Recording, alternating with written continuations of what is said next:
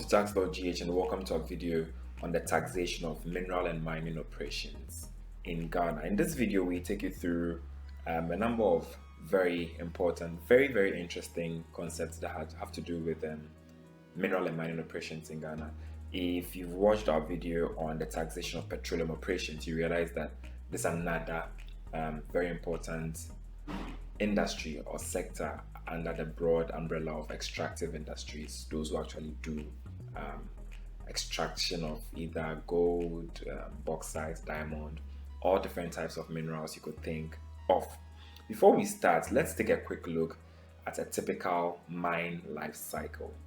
What are the processes, or what steps, what stages does a typical mining life cycle go through? What are the things that you need to consider under the life cycle of a mine? So high level, just know that we have the pre-mining stage, then the mining stage, then there's the post-mining stage. There are different books, different pieces of literature that will categorize this differently, but one thing is crucial, one thing is constant throughout. When it comes to mining, there are activities that are conducted before mining starts, and there are some activities that must be conducted after mining has ended. So pre-mining in this particular case will involve things like mineral exploration, mine planning, and mine establishment. So here we are saying is a reservation for the claim, prospecting permit, claim right, and claim. And then you have the mining stage itself, which will involve mainly production. And then post-mining, after you are done, you usually do something called decommissioning or rehabilitation, depending on which terminology is used in that particular jurisdiction. And then that is when you need to ensure that you restore the mine site to its original state as much as you can. So high level, this is the process of a mine life cycle. Let's take a look at a more detailed one and see what we can pick from here. So here we're trying to visualize the life cycle of a mine. How will it look like if you are to, at a go, take a look at how the mine cycle or the mine life cycle will appear to you? So you can see here, if you can watch it carefully, you have an exploration phase, an evaluation phase, a construction and early production phase, commercial production phase, and then closure and reclamation phase. So you can hit the pause button and read the details if you want to, but just know, like I said, these phases are just to show you that when it comes to mining, and as you can see at the bottom part, it takes typically more than 30 years. So it's a long process. You don't just start mining. You need to actually find out if there are mineral reserves within that particular area you want to mine. So you need to do a lot of research, you need to do a lot of prospecting, you need to do a lot of reconnaissance, as the mineral or the mining guys will use technical terms, before you can begin production. So once you are sure there are mineral reserves in that area, then you can move in and then begin to do mineral prospecting and mineral exploration. So the pre-mining stage is very capital intensive. People spend lots of money there. It's possible to do all the prospecting and reconnaissance and find out there's no minerals there. You've lost your money. So it becomes a sunk cost. You have to move on.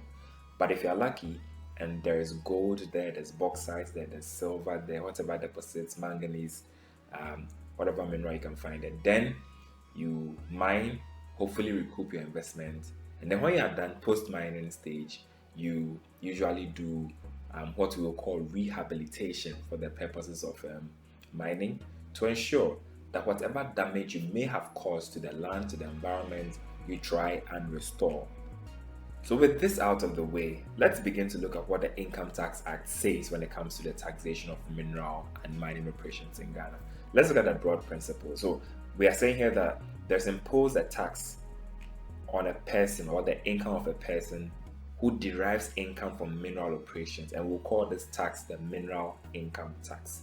Take note, you can see on the far right, I've said this is an amendment introduced by Act 924.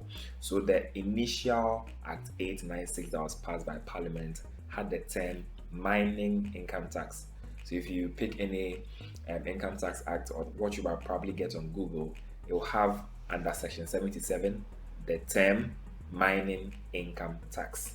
However, Act 924 has amended Act 896. This was introduced in 2016, and the word has changed to mineral income tax. Not that it's too major, but just know that terminology has changed. It's mineral income tax and not mining income tax. We are saying here that the mineral income tax payable under the above shall be calculated for each year of assessment by applying the rate of tax specified in the first schedule, which for your information is 35%, to the chargeable income of that person from mineral operations. Before I continue, how does the law define a mineral? Or how does the law define mineral?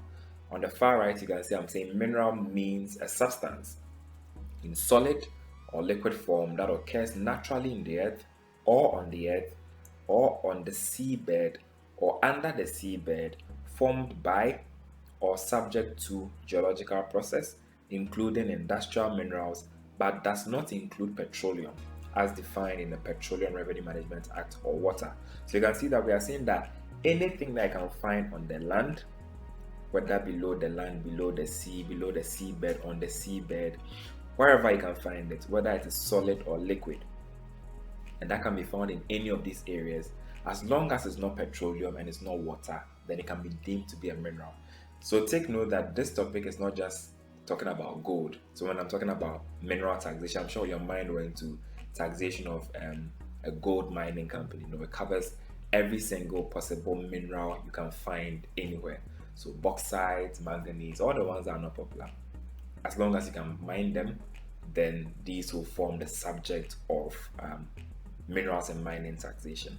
I said also that where a person has chargeable income other than income derived from mineral operations, then that person will be taxed according to Section 1. If you remember from our income tax basic principles video, Section 1 is what imposes income tax on the person and says that the person's income tax is the summation of two things: their tax on their chargeable income and the tax on any final withholding payments they make. The sum of these two will give you a person's income tax payable for the year. Also, for the purpose of ascertaining the assessable income from mineral operations of a person, each separate mineral operation will be deemed to be an independent business, and the tax liability for the business shall be calculated independently for each year of assessment. So, what do we mean?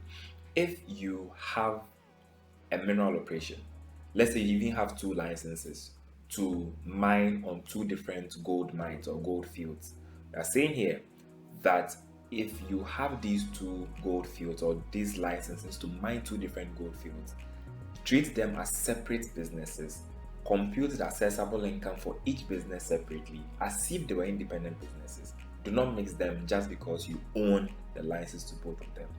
We do something called ring fencing, RING FENCING, ring and then fence, so that each operation will be deemed as a separate operation or independent business from the other one. As always, I'm sure if you've watched enough videos, you would know that Section 31 is what deals with arm's length standard and arrangement between associates. We are saying here that that section applies to an arrangement between a separate mineral operation and any other activity of the person conducting a mineral operation, as though the arrangement was conducted between persons who are in a controlled relationship.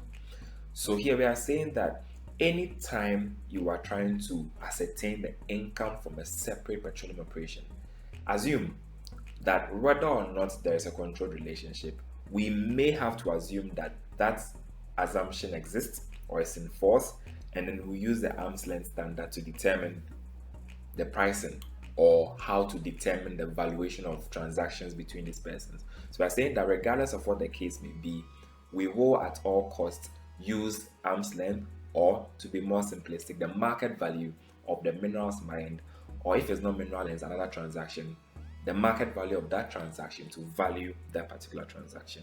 Also, it will apply to an arrangement, which is the subject of the last bullet here, which I'll talk about shortly. So I'm saying also, for the purpose of the above, the transfer of an asset to or from a separate mineral operation is treated as an acquisition or disposal of the asset. So the example I gave earlier, you own 2 different, or you have the mineral right or the mineral license to 2 different gold fields. If you transfer an asset from one mineral operation to the other one, the law is saying we'll treat it as though you have sold the assets to the next mineral operation and the next mineral operation has acquired the asset from you. So take note, it may be you might say, I'm just using my assets for two different businesses, but once you transfer, we'll deem that to be an acquisition or a disposal, respectively. Also, where two or more persons hold a mineral right under an arrangement other than a partnership, then the assessable income from mineral operations shall be calculated for each person separately and be calculated as though they were in a controlled relationship. We've looked at controlled relationship under our income tax basic principles. No, it should be our advanced income tax. Yes, our advanced income tax video. I think it's part 3. We covered controlled relationship, getting to the end of that video. So you can take a quick look at that to refresh your knowledge. But just know that we are saying that where two or more persons hold a mineral right under one arrangement other than a partnership, we're going to assume that they're in a controlled relationship and they will calculate their income separately. And obviously, once you assume they are in a controlled relationship, what do? You apply section 31, which deals with the arm's length standard. We'll treat them as though they are independent, unrelated parties, and will price the transactions as such. Before I move on, how does the law define mineral operations? You can see on the far right, I'm saying it means reconnaissance, prospecting, or mining for minerals, or the mining of minerals. So it means I owe you an explanation for reconnaissance, I owe you an explanation for prospecting. I'll define that in a second. So now that we know the principles of taxation, how does the law define, or what are the rules around separate mineral operations? We've said that, we've mentioned this a number of times, that they will be treated as separate mineral operations. What are the rules around separate mineral operations? Saying the following shall constitute a separate mineral operation. 1. A mineral operation pertaining to each mine. So for every mine that you have, any operation you conduct with that particular mine shall be deemed to be a separate mineral operation. So this can even go to the extent that you may have a mineral right with respect to one big area of land where you are mining gold. But if you can segregate that area of land into different mines, so mine A, mine B, mine C, and each mine gives you, you can actually independently mine gold of the other, or independent of the other mines, then each mine will be deemed to be a separate mineral operation. Ring fencing is a very serious concept when it comes to minerals and mining. We try to segregate or separate each aspect of a mine from the other one, and we ascertain the assessable income and obviously the chargeable income of each mine or each separate mineral operation separately and distinctly from the other mines. The next is that a mineral operation that has a shared processing facility will also be deemed as a separate mineral operation. Obviously, what does this mean? Let me give you an example. If you have a mine, or let's say you have a license to 2 different mine fields, but these 2 different mine fields share one processing facility. So let's say you mine gold from your field A, then you mine gold also from your field B, but you have one facility that you use to process the gold, to remove the impurities before you begin to export outside Ghana, let's say. So if the 2 of them share a processing facility, we will still deem them as separate operations despite the fact that they share a processing facility. You can't say, oh, because they share a processing facility, they are one operation. No, we ring fence them separately despite the fact that the mineral operation has a shared processing facility. Take note. So the principle is very important. We deem everything to be a separate mineral operation, and then we determine the assessable income and the tax payable accordingly. We are saying also that where a person holds a reconnaissance license and they are subsequently granted a prospecting license, so it means we need to find out what a reconnaissance license is and what a prospecting license is. We are saying that where this occurs, a mineral operation conducted with respect to the reconnaissance license before the grant of the prospecting license is 1. Conducted with respect to the prospecting license, and 2. Conducted with respect to the same separate mineral operation. What does this mean? If you have a reconnaissance license and you are later given a prospecting license, what they should tell you is that even in the mine life cycle or in the stage of mining, reconnaissance comes before prospecting. So let's define reconnaissance, then I come back here.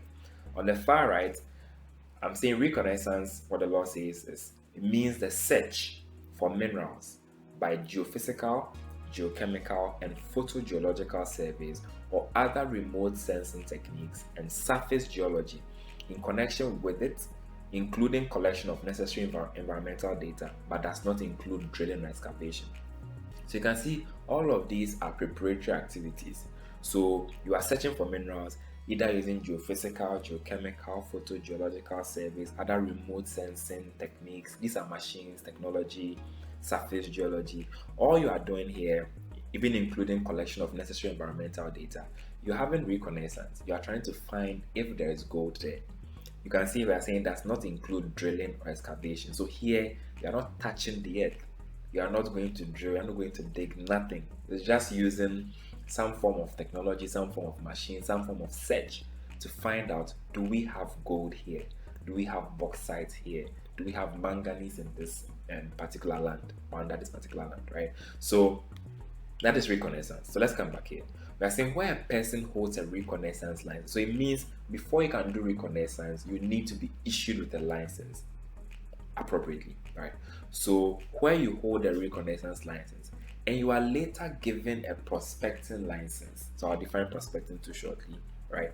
We are saying a mineral operation that is conducted with respect to the reconnaissance license before the grant of the prospecting license is conducted with respect to the prospecting license and conducted with respect to the same separate mineral operation. So it means that you had a reconnaissance license, then you've graduated, you now have a prospecting license. We are saying that that operation you were doing under the reconnaissance license will be conducted with the same prospecting license.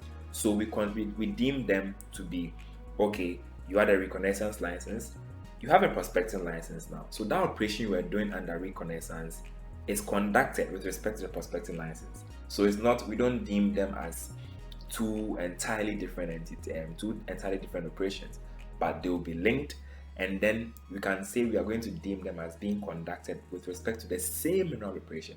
So yes, the fact that you have graduated from reconnaissance to prospecting doesn't mean anything has changed. It is still you, it is still one petroleum operation, it is still one separate petroleum operation. So yes, reconnaissance is a separate stage from prospecting, but because it is you and it is in relation to, let's say, mine site A, the mineral right you had to mine site A that gave you the right to carry out mineral operation for mine site A will be deemed to be the same mineral operation. I'm saying also the below applies. Where is the below? Here, where a person now holds a prospecting license and they have been graduated, or they have graduated, they've grown, or they've evolved to be given a mining lease. So once again, you can see that reconnaissance, then we move to prospecting, then you can now start proper mining, right? So when now you have a prospecting license and you are now subsequently granted a mining lease, and the area which is the subject of that mining lease falls wholly within the prospecting area, then a mineral operation conducted with respect to the prospecting license before the grant of the mining lease is conducted with respect to that same mining lease and conducted with respect to the same separate petroleum operation. What does this mean? So similar to the reconnaissance graduating to prospecting license, same way, if you have a prospecting license and you are now given a mining lease to properly mine or produce or drill, excavate or gold or silver as the case may be, we are saying that we deem that to still be one separate petroleum operation, nothing new, the same operation, as long as the mining lease falls wholly within the same prospecting area. So let's say your same mine field A, all that has changed is you now have another license to go deeper. So first was just reconnaissance, you couldn't drill. Now you have prospecting, and now we are saying you have a mining lease. We are saying as long as it's the same mine field, same area, nothing has changed. It is still one distinct, one same separate petroleum and separate mining operation. So how does the law define prospect, or what is prospecting? To prospect, according to the law, says to intentionally search for minerals, and this includes reconnaissance, which is the first stage, and operations to determine the extent and economic value of a mineral deposit. So this is where you are intentionally searching for minerals. So here you can actually go and actually start excavating and digging. Remember we said under reconnaissance, you couldn't touch the earth, you couldn't drill, you couldn't excavate. Here, you are intentionally searching for minerals, and it includes anything you did under reconnaissance and operations to determine the extent and economic value of a mineral deposit. So to find the extent, you may have to do some excavation, some digging to see what is there, right? What is a prospecting area? It is the area of land which is the subject to a prospecting license, or the subject of a prospecting license. So now that we know that the rules are the same, if you graduate from reconnaissance to prospecting, or from prospecting to mining lease, which gives you the power or the rights to actually do mining, they're saying that you'll still be deemed to be the same petroleum operation as long as it is the subject, or the lease, or the license covers the same land area or the same mining area. Take note of this.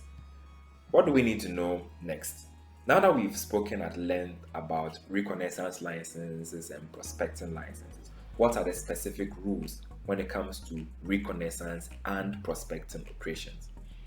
I'm saying this section applies to reconnaissance and prospecting operations conducted by a person as part of a separate mineral operation before the commencement of production of a commercial fund. Remember that I said reconnaissance and prospecting, all of those are activities you undertake before you begin actual mining or actual commercial mining activities.